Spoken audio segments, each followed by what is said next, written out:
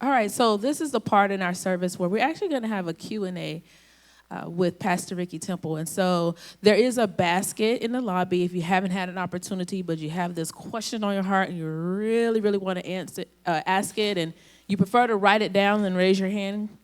That basket is available in the lobby for you to write those questions down. But we also have, or the questions that are in there, I'll just have Keisha to grab those for me and bring those up. But you want to start with some general questions? We have a couple of questions. Yeah.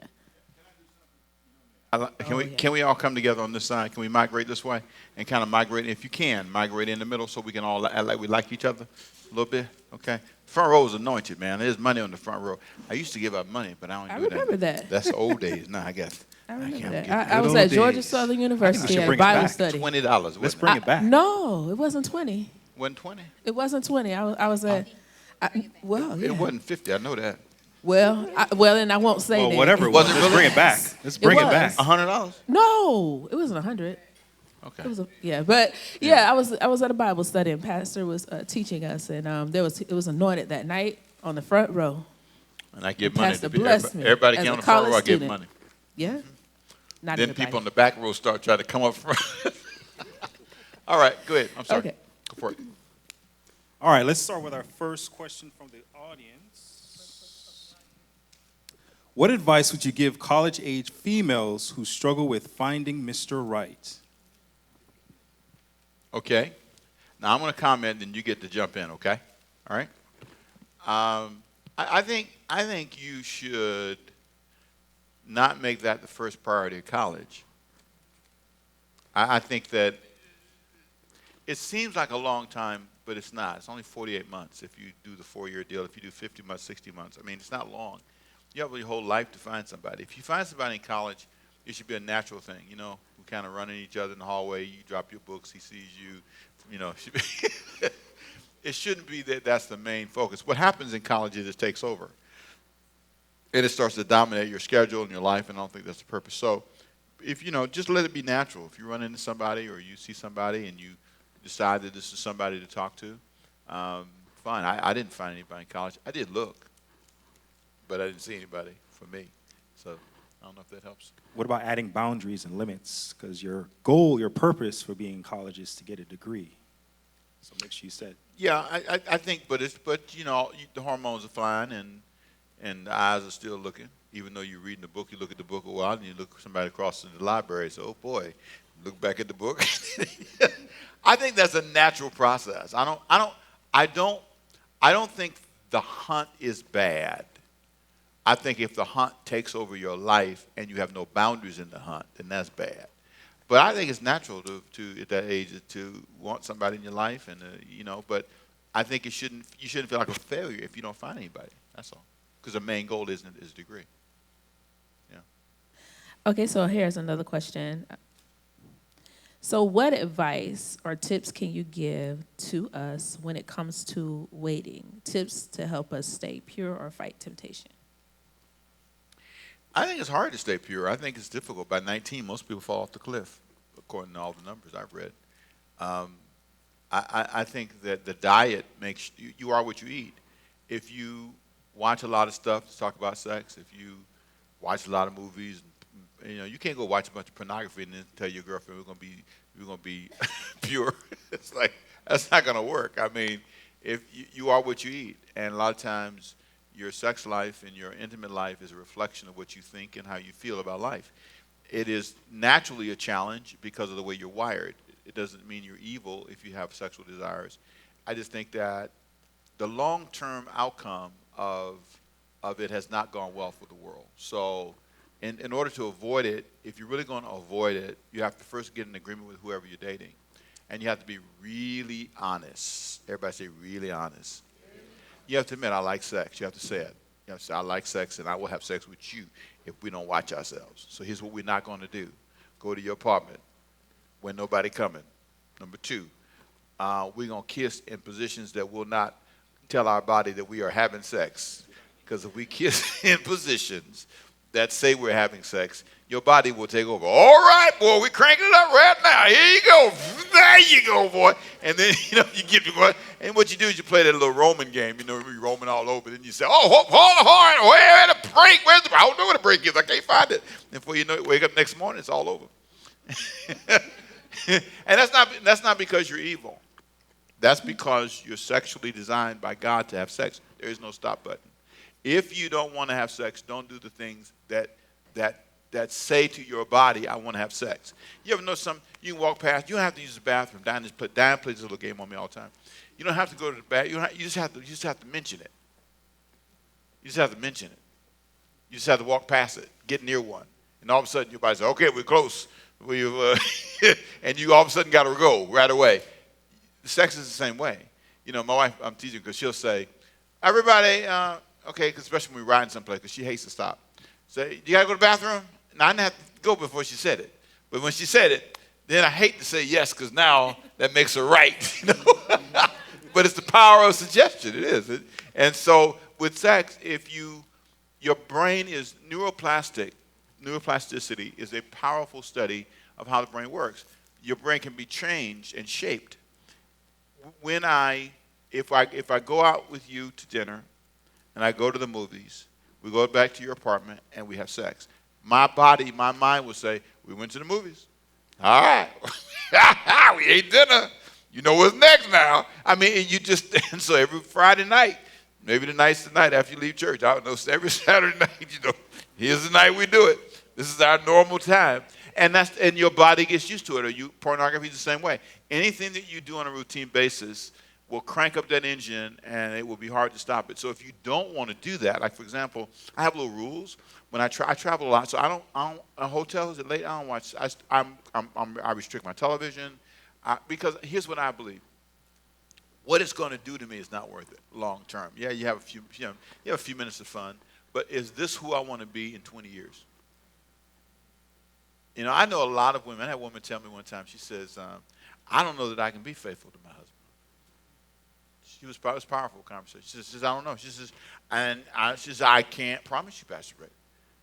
I don't know that I could be celibate. Because if I get in a situation on a business trip or something, I don't know." And I was in Atlanta the other night, and they looked like they was all getting geared up, but they was drinking, and the women was rubbing their legs. I said, "Oh, boy." I mean, the men, everybody smiling. Hey, it was like, oh, boy, they're getting ready. Everybody's getting drunk and ready. And it's because that's how they live. They put themselves in that position. If alcohol does that to you, you shouldn't drink. So that's why I don't drink nothing, because I know me. I said, no, I don't need no help. I'm wild enough. Yeah, I got enough fire. I don't need any help. I don't need anything. I like it. I'm telling you, if I start drinking, y'all going to have a problem. I'm going to like it. You better hope I don't drink none. Hey, somebody brought me a bottle of wine, too. They brought me a bottle of wine. I won't say who. They brought to thank me for my service. And I didn't throw it away either. I kept it. I'm going to give it back. So don't ask me any questions. Anyway, I don't owe it. I felt like it was going to be rude, so I didn't give it back. But I don't drink nothing because I know better. Nope. Sorry. Off the cliff. I'm back. I'm back. Somebody needs to hear that, Pastor. That's true. It's That's true. word. So, Pastor, you were talking about, when it comes to singleness and waiting, how important it is, to be real with yourself. But, along the lines with that, what can you do, or what advice can you give when it comes to fun things or things that people can do to meet people? I mean, especially if you have a desire to want to date, want to have a relationship, want to get married. So what kind of, I don't want to say safe things, but what are some ideas? Well, let them tell me what they what some fun things, and then I'll respond. What are some fun things you can do when your goal is to meet people? Go ahead, throw it out. Yell out. Shout out. Live your life? You got to be more specific than that. Yeah, how are you going to meet date? somebody? How do you date? If you're trying to meet someone, you're new to the city. Here you go. You're new to the city of Savannah, and you want to meet people. Where do you go? What do you do? Walmart. We're better than that. Grocery stores, Walmart. The grocery stores. Has it gotten that But bad? Sad. Downtown. Sad. Bowling. Okay, I Not see two bowling, hands but right over grocery here. Store. What? Walmart. What? Okay, Yeah. so I'm a college student, so when I came to Savannah, I got an app to meet people or guys and stuff like that. So Yeah, and yeah, that. or join like organizations or whatever. Joining organizations. Okay. Okay. Social groups. And then there was another one. Anybody Oh, else? nope. Change your mind. Okay, you're good. No, what I think you do is you go to the places where the people are that you want to be like. If it's Walmart, go to Walmart. I mean, if it's I mean, I'm not saying I'm picking a little bit. I'm picking a little bit. I really believe that the social organizations are great. But I like what you said too, because it's really true. Living your life, like throw yourself into your life, if it's sports or whatever it is, and people will migrate. I met Diane in church. Some of you, if you go to the club, that's where if you're somebody, if that's, I mean, that's where a lot of people meet people. They go places where people socialize. I'm not saying you should go there now, but I'm saying go to places that have the people you want to be like. You know what I'm saying? But I do think your advice it was profound in that I believe if I live a great life, and the great life will lead me to places. I'll travel. I'll go places. I'll be on planes. I'll be out and about. I mean, I meet tons of people, and so that's what I would think. Live your life. What do you do? And go to Walmart. Go ahead. Yeah. What do you do if you meet someone that you really like, but you know that Jesus is not the center of their life? Is it someone you think should about that? pursue or someone you should avoid? What do you do? You tell me first. So let me repeat the question. What do you do if you meet someone that you really like, but you know by the way they speak and the way they behave, Jesus is certainly not the center of their life? Do you avoid them or do you pursue? I would pray for them. I would invite them to church, and then I would not consider them as a candidate. But I will pray for them and invite them to church. Next to you. Next to you on your right. There we go. And behind you. Okay, I'm sorry. I think I would just kind of follow what Jesus said, to love them as you would love anybody else. I mean, not like love like as intimate love, but like just like as a person.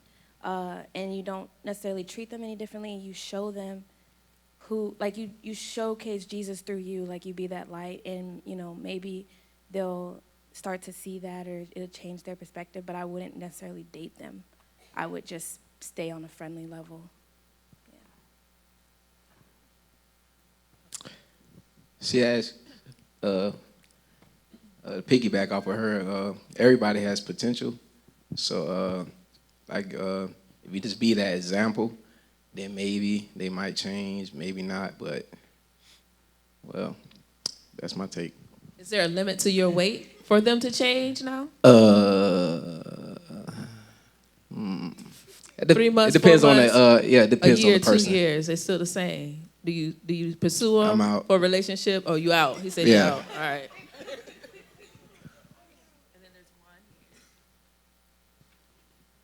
From personal experience, I would run away.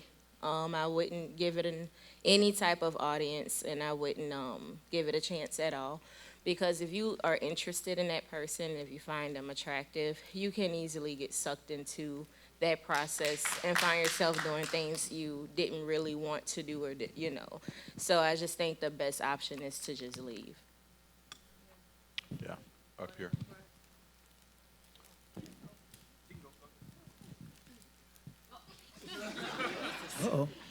Just to piggyback off of what she said, I think that's so powerful, because I think the gray area is you are seeking for them to change, and you have to be careful in that, because if your goal is for them to get saved, for you to be in a relationship with them, then that's unfair to the both of you. So I think the best thing to do, you should still pray for them, but I think you should not invest in the relationship to a certain extent, because I think that you're telling this person that there's still hope. And you want to be careful with that, because you want them to have a relationship with God for themselves, and not for them to pursue God so that they can pursue you. That's good. Yeah. One more. I still want to, I would love to hear the male's perspective, even if it's the same thing she said. Come on. She said, Oh. okay, yeah. Let me say this. The closest I came to not being Pastor Rick was doing that. That was the closest. I was 17. The closest I came to never being a preacher, never serving Jesus, never being here today was assuming I was going to win somebody. And, you know, no shade on the person, but, man, they wanted me. They didn't want Jesus. I thought that I was saved, but she was more skilled than me. And you put some cute with that, and you put some talent with that, and I won't say any more than that, but, man, I just couldn't see. I was being pulled away fast and in a hurry.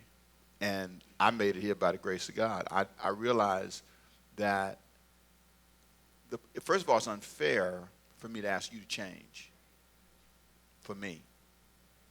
I don't think that's ever fair. I think that I counsel people who are married, and I see when you're not honest about what you see on the front end, and you don't dig down deep enough to know, you just make assumptions about people, you'll be deceived.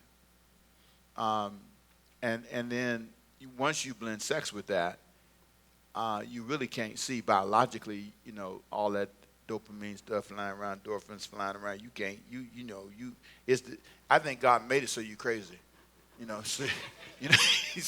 Because he doesn't want you to be. Love should be unprotected. Love should be unprotected. It should be free.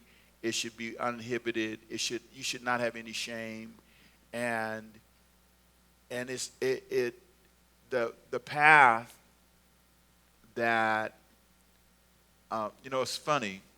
Boy, should I say all that in public? I don't know, but I'll say this. I'll say this much. Man, I thought sincerely that I was making a spiritual impact on her life, and I wasn't. She was making an impact on me. And I just said, hey, look, now, and it was so funny. Somebody in her family said, well, I'm going to tell you this.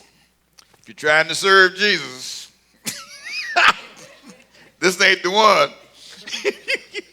She said, you ain't going to be serving him long. I'm editing it around here a little bit. If you stay here, whatever you want to be for God is over. And this is a family member who told me this. Said, look, now, I know you got your Holy Spirit goals and all that, but that is not going to work. It's not fair. You have a right to be who you want to be. And I don't have a right. The biggest reason I think people get divorced is philosophical differences. Their values are different. They're on different sides of the pole, and they get to that place. Think about the people you broke up with. What happened? Why? Same thing. It's the way they think. He cute, but he crazy. And you start, what did you say to me? You mean that?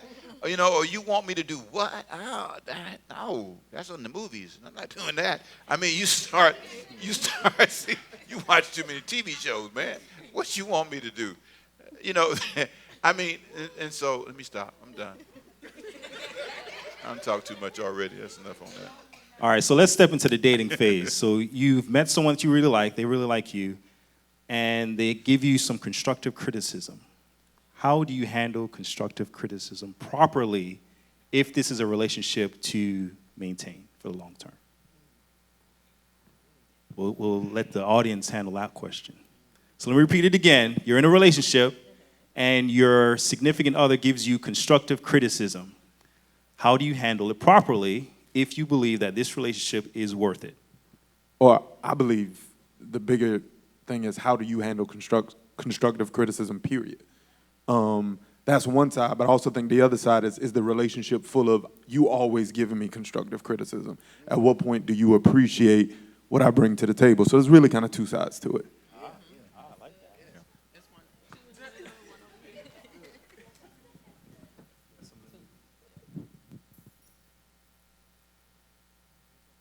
Go ahead.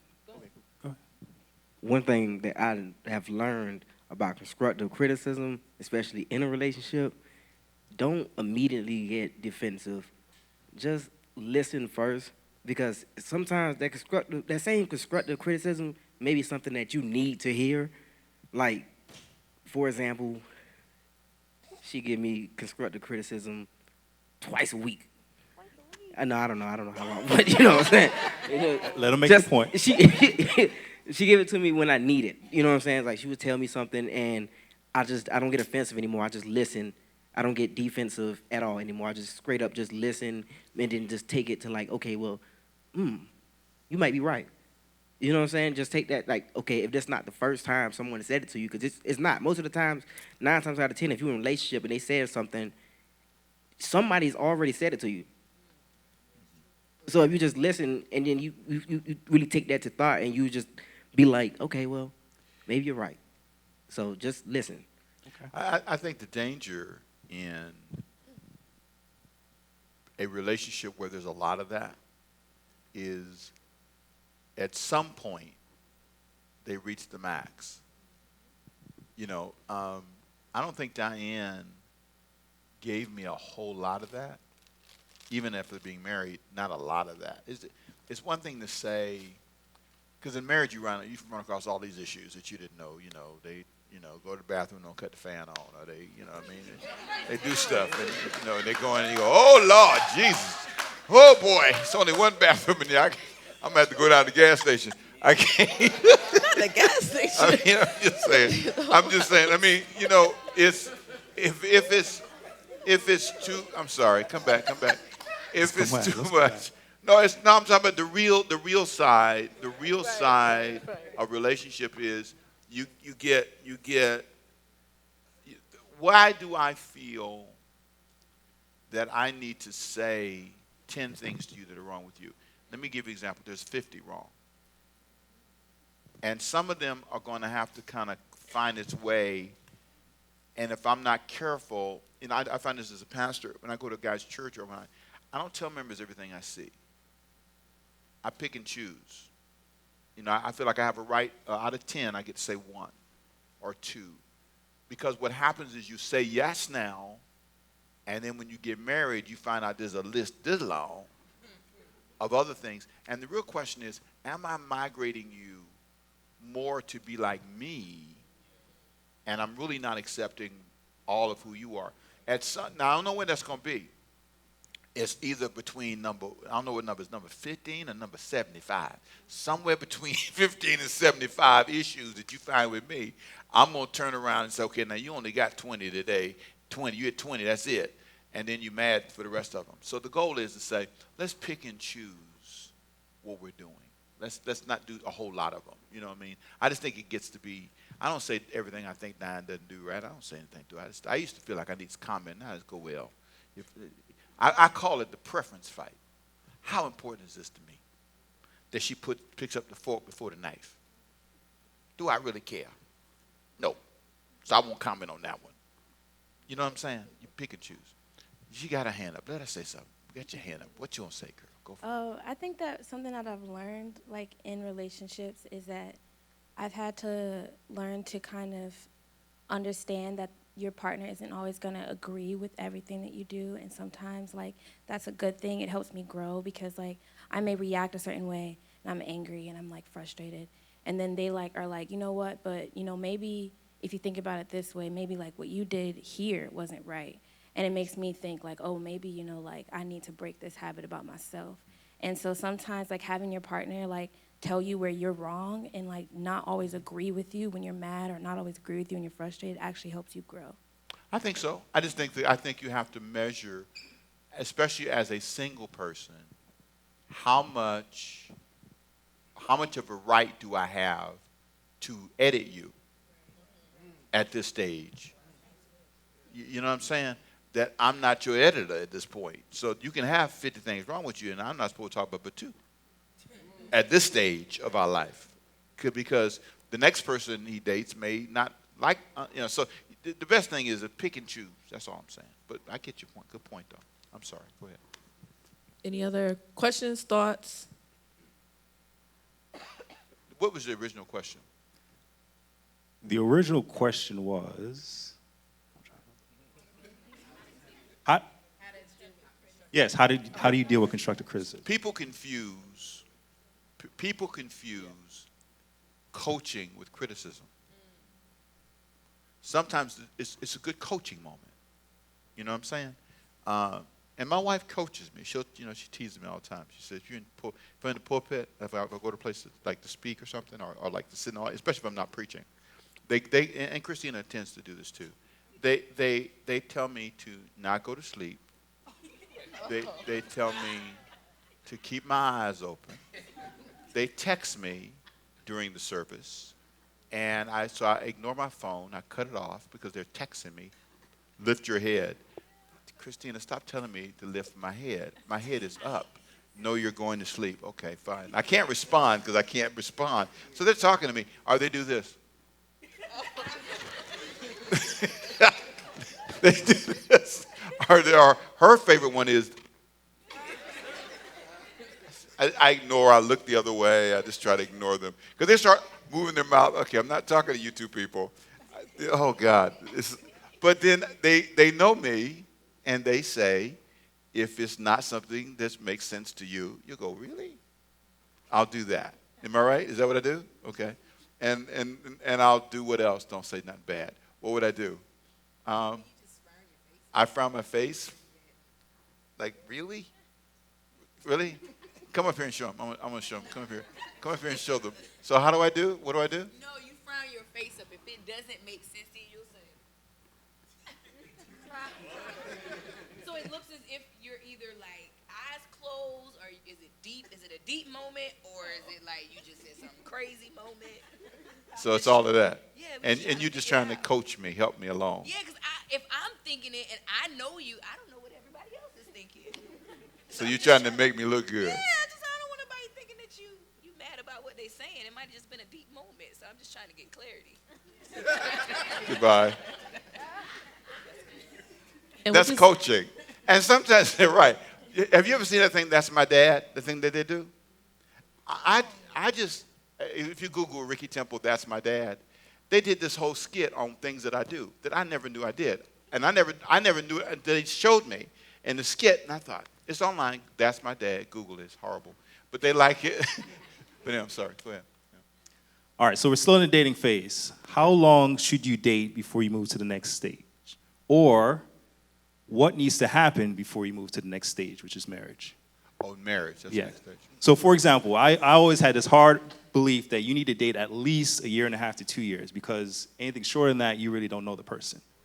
That's my rule. That's just my rule. But other people may have like a milestone. When we hit this certain milestone, then I know we're ready to go to the next stage. So I'll ask the audience first. How long is too long, or what milestone needs to be reached before we move on?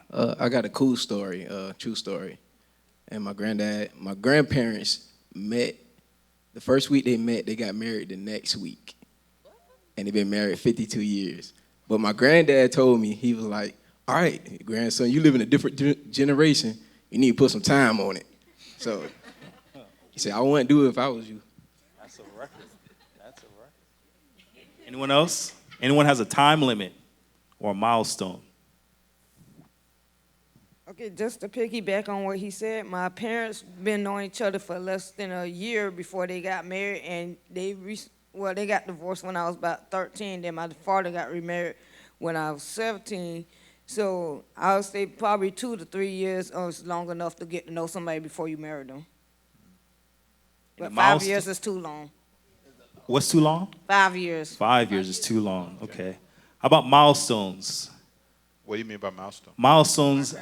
All right. So this person needs to reach at least this level in their career, this level in their education. I need to see their parents at least twice before we move on. I need to meet, if they have children, I need to at least meet them for a month before I make that move. What milestone needs to happen so that you know now we're ready to move on?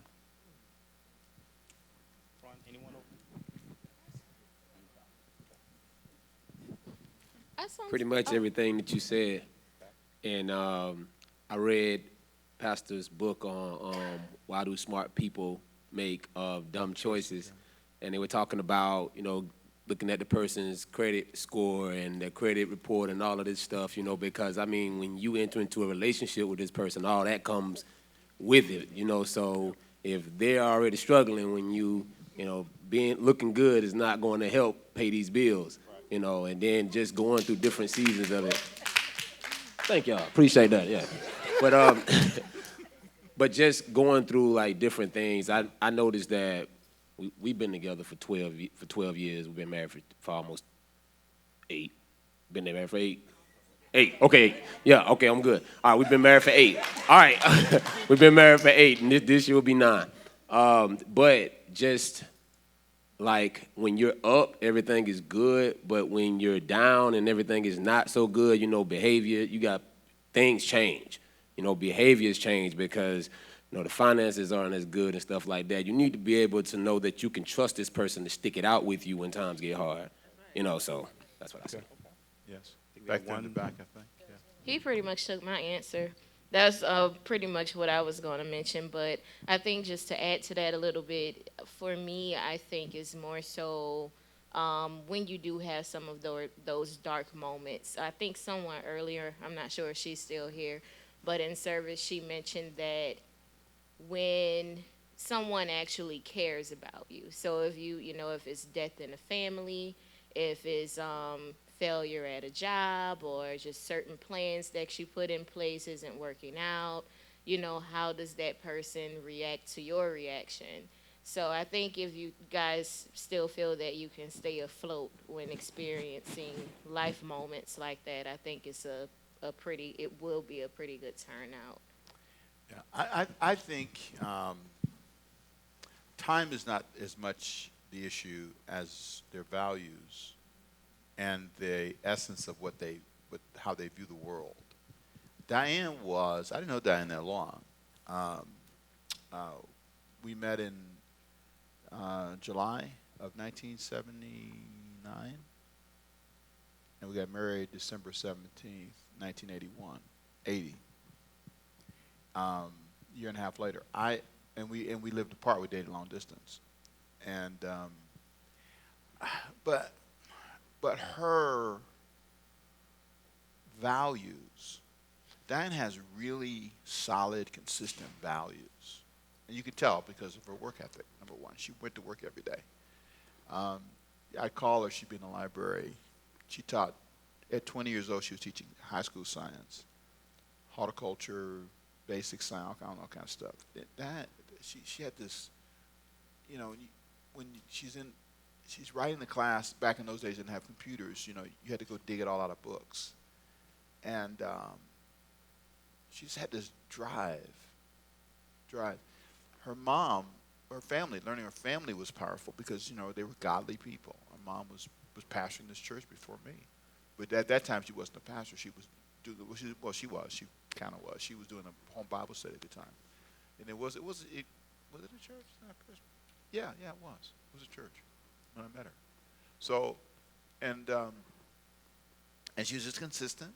And here's what I love: when I came in town, she dropped everything.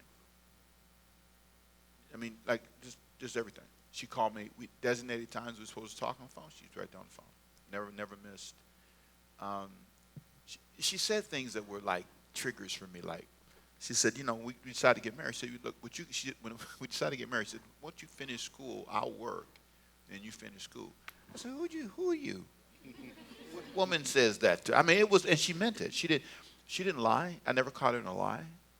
She didn't flirt with anybody. She didn't play games with anybody. She was real candid and honest, respectful, and she was fine. Good God Almighty. Sorry. She took care of herself. She was, I just felt, see, a lot of times you can spend a year and a half, 4 years with somebody, and if they're crazy in the first year, they're still crazy in the fourth year.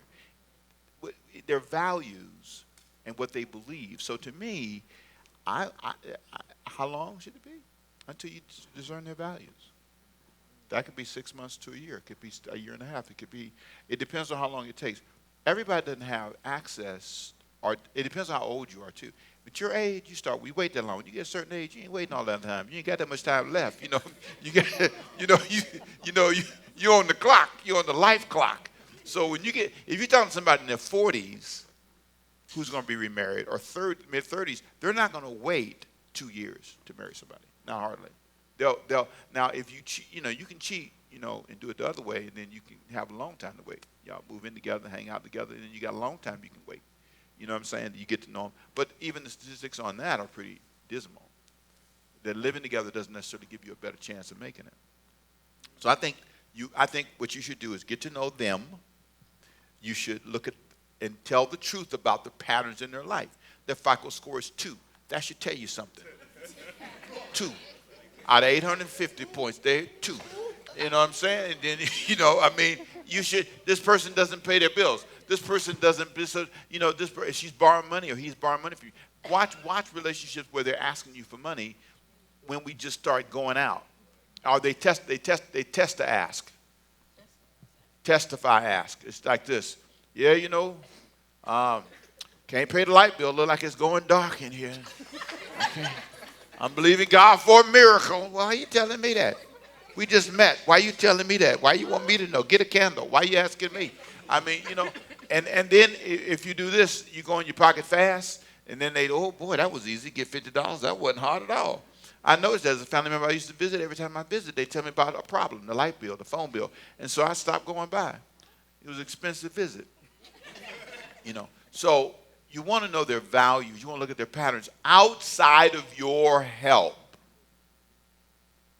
Outside of my help, Diane was working.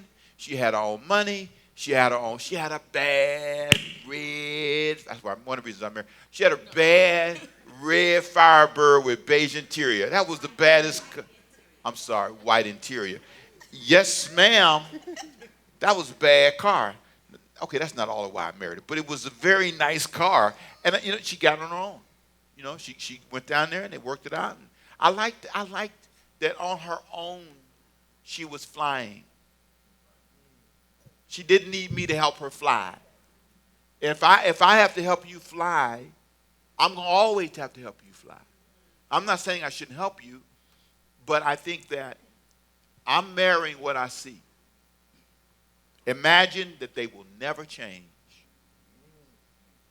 Not an inch. Diane has not changed. She's grown, but she's basically the same person I married 39 years ago. So if you can't live with them for 39 years like this, don't fool yourself. Make sense? I'm sorry. All right, so we're stepping into the engagement newlywed phase. How do you respectfully guard your relationship against challenging in-laws? So, to break it down a little bit better, you meet someone you really like, but you don't quite get along with their parents or grandparents or whoever it may be. But you value the person that you're dating. So how do you respectfully put up boundaries around your relationship so that you don't offend the other person's family members? They actually have a show. I haven't watched it, but I heard there's a show that's something like, is it you choose your family or your fiance or something like that? I don't know if anybody in there has watched it yet. I've seen it. I haven't seen it, but that's interesting that that's even an issue. Well, let me jump in that real quick, unless you want to say something? Go for it. It's great. I think it depends on your view of your family. Say it again? Your view of your family, like the person's view. Like if they gain value and if who they are is because of what their family has sown into them, if you have conflict, then are your values similar? Are you in the same place? If that's not the case, if everybody comes from different backgrounds, if the person you're dating has a background that's not necessarily type strong and who the person is not by design of their family, then maybe challenge is more understandable. But if they are who they are based on their family values, if you can't get along with that, then how do you spend the rest of your life with that person? Well, here's what I'd say. When it comes to in-laws, which I've gotten the pleasure of being, there is a um, there is a way that the temples think that is unique to the temples. You know what I'm saying? So we run like a herd almost in some ways. So your car broke, my car broke. We sin together, we work together, we fight battles together. We come fast. Something happened to you, something wrong with you. We on the plane, we on a bird, we catching a dolphin. We're gonna be there. I mean, like lickety split. But we also are honest, I think, about what's wrong with you. If I think something's not true, I'm not gonna cover for you. I'm not cover for Ricky, Christina, Diane, nobody. They work for me, and my rule is, I don't hire anybody I won't fire. If they won't work, they won't work here. And I love my wife, but she'll be home doing something else. I wouldn't hire her because she's my wife. That's the truth. And now you may not believe that, but that's the honest before God, hand on the Bible truth. I never would, because I think it's unfair to the church, unfair to me, and our goals. So I think when it comes to other families, that's not how they function. Some families are, when you get to be, it's separate. It's like, you in my business, in my house, and all that stuff. We are like that. I respect boundaries. I do not cross boundaries. I do not try to say things I shouldn't say. I am very much you are on your own. You can do what you want. But in family, it's impossible, let me say this clearly, to be completely separate. When you marry somebody, you marry into the family. You may not like that, but you can't just do what you want with the grandchildren. The grandparents don't care. You can't just, generally you're going to need them at some point. Either child care or finances or something's going to happen. That's just fast as life. Life happens. So I think what you try to do is draw. First you try to get to know them. Then you try to up front say, here are the boundaries I'm not going to come every Sunday to your house. That may be it. Or you try to explain, and then what you do, what Diane does, is she take care of her family, I take care of mine. That's how we roll. So my grandmother used to always say something to Diane, and I would go to Grandma and say, Grandma, now why you always talking about Diane? Every time you see her, you're like, girl, you gained weight, you lost weight. Grandmama, can you not? So next time Grandmama saw her, she told her, you look beautiful. You look like a wonderful. But I talked to my grandmama. And so she talked to her mama, her sister, anybody on her side. So we kind of helped manage the family tensions by having that discussion.